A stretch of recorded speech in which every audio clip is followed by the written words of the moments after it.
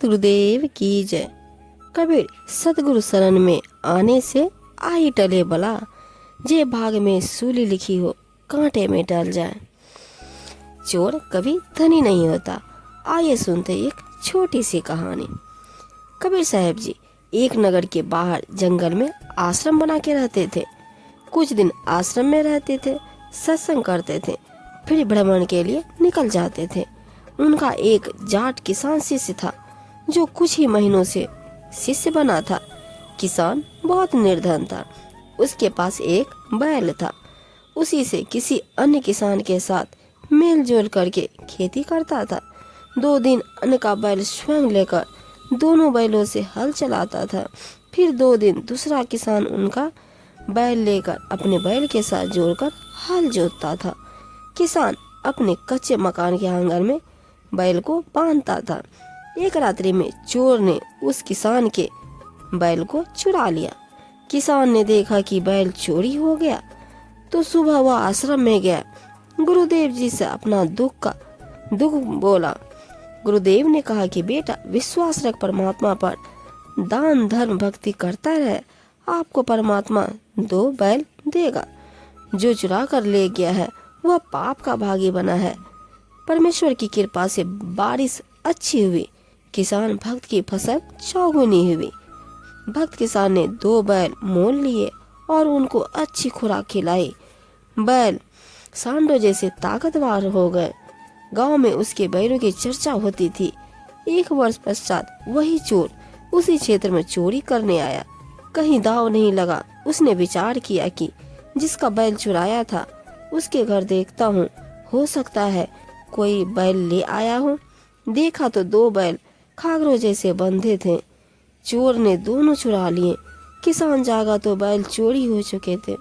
गुरुजी से बताया तो गुरुजी ने कहा, बेटा, तेरे घर 4 बैल देगा भगवान। चोर कभी सेठ नहीं हो सकता। पाप इकट्ठा करते रहता है। रजा परमात्मा की, आशीर्वाद गुरुदेव का। बारिश ने किसानों की मौज कर दी। भक्त किसान के पास जमीन पर्याप्त थी, परंतु बारिश के अभाव से खेती थोड़े क्षेत्र में करता था। बारिश अच्छी हो गई। 2 बैल मोल लिए, 2 कर्जे पर लिए। खेती अधिक जमीन में की। एक नौकर हाली रखा। 1 वर्ष में जब कर्ज भी उतर गया, बैल 4 हो गए। खागरों जैसे मोटे मोटे तगड़े। मकान भी पक्का बना लिया। चोर 2 वर्षों के पश्चात उधर गया और पहले उसी किसान की स्थिति देखने गया। चोर ने देखा कि 4 बैल सांडों जैसे बैठे थे और चोर के पास 2 दिन का आटा शेष था। अधिक निर्धन हो गया था। चोर ने किसान को रात्रि में नींद से उठाया तो किसान बोला, कौन हो आप? चोर ने कहा कि मैं चोर हूँ जिसने तेरे 3 बैल चुराए थे। किसान बोला, भाई, मेरी नींद खराब ना कर, तू अपना काम कर, परमात्मा अपना कर रहा है, मुझे सोने दे।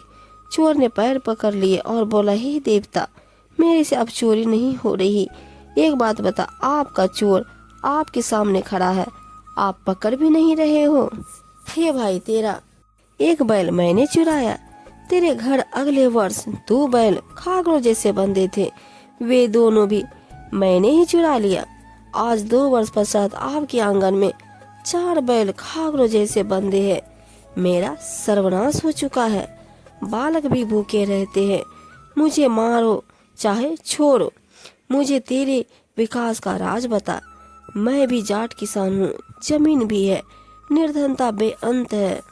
भक्त किसान ने उसको कहा कि आप स्नान करो, खाना खाओ।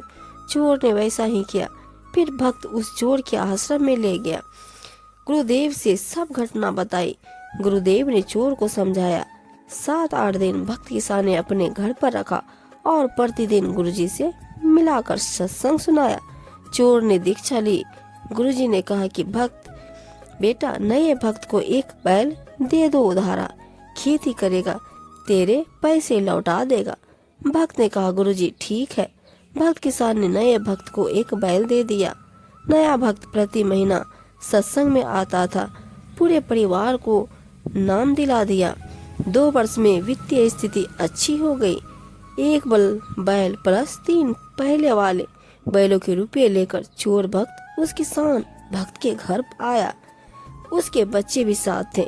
किसान भक्त से उस चोर भक्त ने सब पैसे देकर कहा कि मुझे क्षमा करना, आपका उपकार मेरी 7 पीढ़ी भी नहीं उतार पाएगी।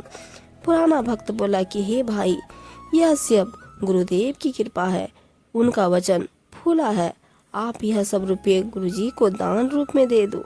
मेरे को तो उन्होंने पहले ही कई गुना बैलों की पूंजी दे दी थी, मेरे काम की नहीं। दोनों भक्त गुरुजी के पास गए और सर्वदान राशि चरणों में रख दी।